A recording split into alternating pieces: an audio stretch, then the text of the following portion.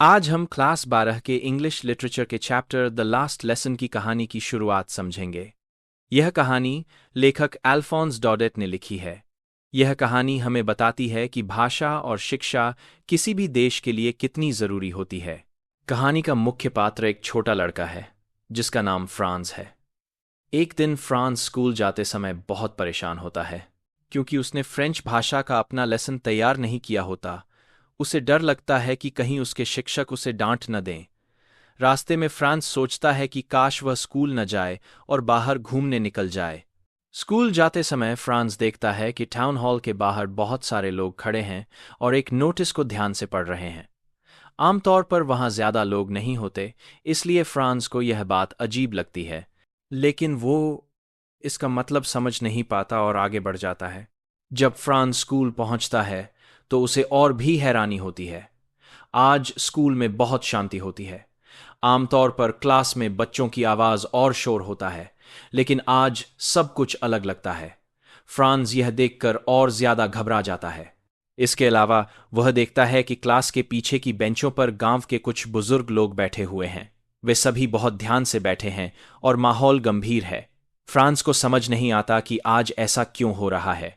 यहीं से कहानी एक महत्वपूर्ण मोड़ लेने वाली होती है और आगे चलकर फ्रांस को एक ऐसी सच्चाई पता चलती है जो उसकी सोच और उसकी जिंदगी दोनों को बदल देती है। जब फ्रांस अपनी सीट पर बैठता है तभी उसके शिक्षक में हेमेल क्लास में आते हैं। आज उनका पहनावा भी अलग होता है। वे हरे रंग का कोट, छोटी काली टोपी और साफ सुथरे जूते पहने होते हैं। फ्रांस को याद आता है कि मैं हेमेल ऐसा खास कपड़ा केवल विशेष अवसरों पर पहनते थे। क्लास शुरू होते ही में हेमेल बहुत शांत आवाज में बताते हैं कि आज उनका फ्रेंच भाषा का आखिरी पाठ है। यह सुनकर फ्रांस को बहुत झटका लगता है। उसे याद आता है कि उसने कभी भी फ्रेंच भाषा को गंभीरता से नहीं लिया। अब उसे पछतावा होने लगता है।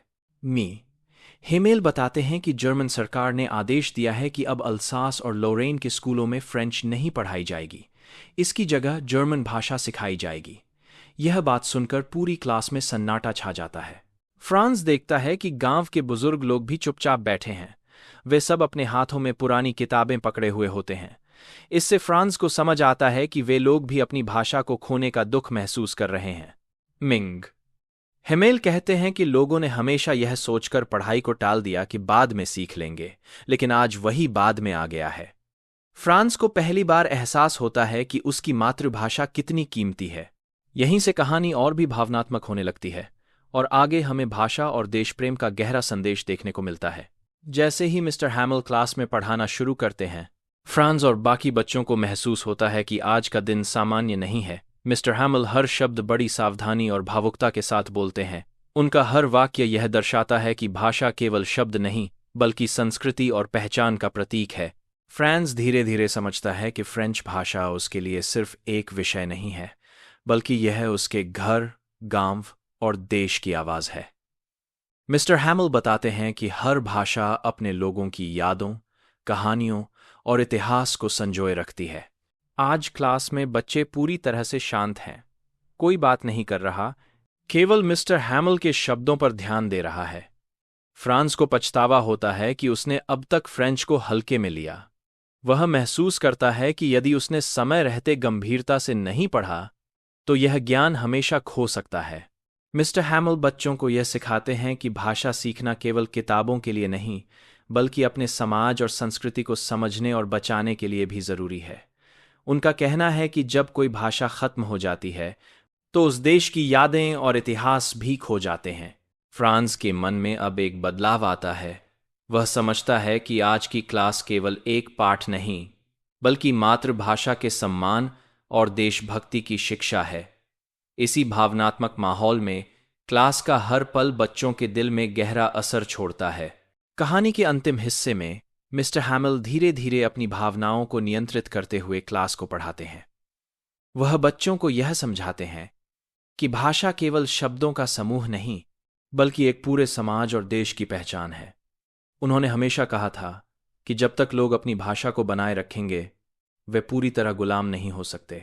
फ्रांस और बाकी बच्चे अब पूरी तरह गंभीर हो चुके हैं।